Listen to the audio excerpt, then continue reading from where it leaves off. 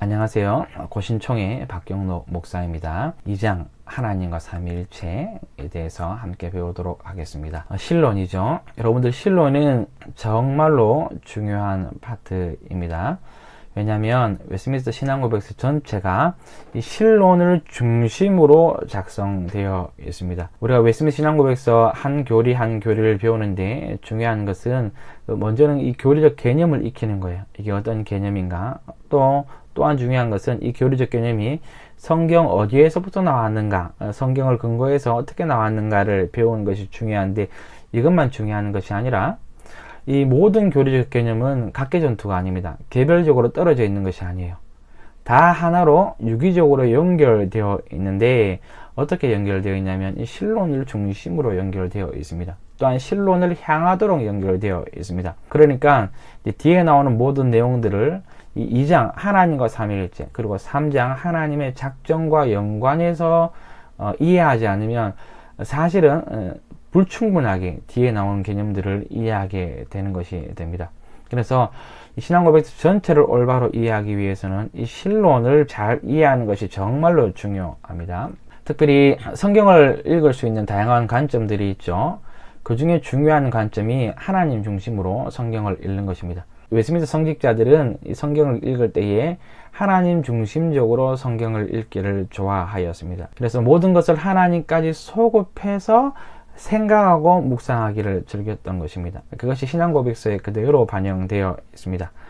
그러므로 우리가 이 신론을 그냥 한 파트 배운다 라고 생각하지 마시고, 이 모든 고백서의 내용이 어떻게 이 신론 안에 연결되어 있겠는가 라는 것을 늘 염두에 두면서 이제 배우시면 좋겠습니다. 여러분들 이제 신론을 배울 텐데, 이것을 배우기 전에 먼저 세 가지 중요한 부분에 대해서 우리가 짚고 넘어가도록 하겠습니다. 첫째, 하나님은 공부로 섭렵할 수 있는 분은 절대로 아니라는 점입니다. 우리는 지금 하나님에 대해서 공부합니다. 공부하지 않고 하나님을 알 수가 없죠. 그래서 공부해야만 합니다. 공부를 통해서 하나님을 압니다. 그런데 공부한다고 해서 우리가 하나님을 깨달을 수가 있는 것은 아닙니다. 지식은 쌓을 수 있겠죠. 그러나 그렇다고 해서 우리가 하나님을 안다고 얘기할 수가 없습니다. 우리가 하나님을 올바로 깨닫기 위해서는 우리의 공부하는 모든 과정 가운데 성령님께서 깨닫게 해 주셔야만 합니다. 성령님의 조명하심이죠. 지식으로만 하나님을 아는 것이 아니라 하나님께서 깨닫게 해주심으로 하나님을 깨닫는 그러한 은혜가 있어야 하는 것입니다. 따라서 이것을 공부할 때에 성령님 깨닫게 해주시지 않으시면 우리는 하나님을 알아도 알지 못합니다. 그러므로 깨닫게 해주십시오 하는 간절한 기도하는 마음으로 이것을 배우시면 좋겠습니다. 둘째, 공부하는 목적입니다. 하나님을 경외하고 경건한 삶을 위해서 공부하셔야 됩니다. 여러분들이 웨스트민스터 신앙고백서를 잘 배운 두 사람이 있다고 생각해 봅시다. 한 명은 그냥 지식적으로만 하나님을 잘 아는 사람이에요. 다른 한 명은 성령님께서 깨닫게 해준 사람입니다. 이 두 사람 모두 다 사실은 이 신앙고백서 전체를 지적으로는 다 알고 있습니다. 그리고 논리적으로도 설명을 잘 할 수 있습니다. 그러나 한 사람은 자기 이성으로만 깨달은 사람이고, 한 사람은 성령님께서 진실로 깨닫게 해준 사람입니다. 어떤 사람이 성령님께서 깨닫게 해준 사람일까요? 그 표는 분명하게 드러납니다.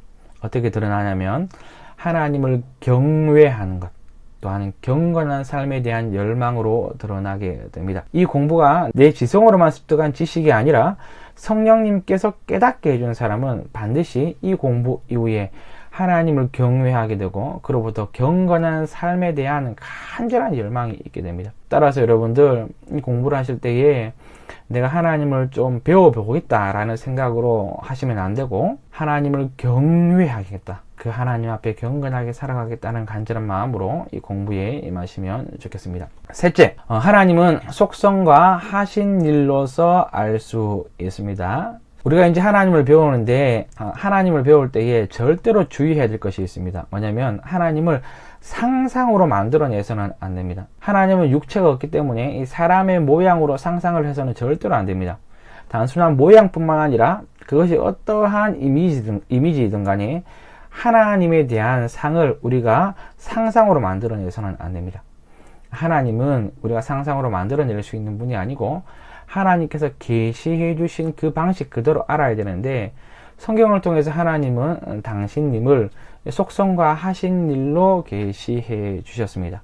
속성이라고 하는 것은 다른 것이 아니라 하나님은 사랑이시라, 하나님은 지혜이시라, 하나님은 거룩이시라, 이와 같은 것들을 하나님의 속성이라고 합니다.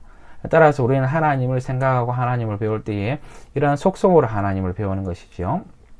또한 하나님은 하신 일로 당신을 계시해 주셨습니다. 창세전에 하나님은 앞으로 일어날 모든 일들을 작정하셨더라. 작정하신 대로 창조하셨더라. 창조하신 대로 이루어지도록 섭리하시더라. 또한 죄로 타락한 우리를 구원하시더라. 하나님의 하신 일을 통해서 하나님이 어떤 분인지 우리에게 알려주셨어요. 그래서 우리는 하신 일로 하나님을 생각하고 배워야 됩니다. 그런데 여러분, 하나님의 하신 일조차도 이 하신 일로 머무는 것이 아니라 반드시 하신 일을 통하여 하나님의 속성을 우리가 배우게 됩니다. 그렇죠? 하나님이 세상을 작정하셨더라. 근데 그 작정은 영원하고 불변하더라. 따라서 이 작정하신 하나님을 통해서 하나님은 영원한 분이라, 하나님은 불변한 분이라는 것을 우리는 알게 됩니다.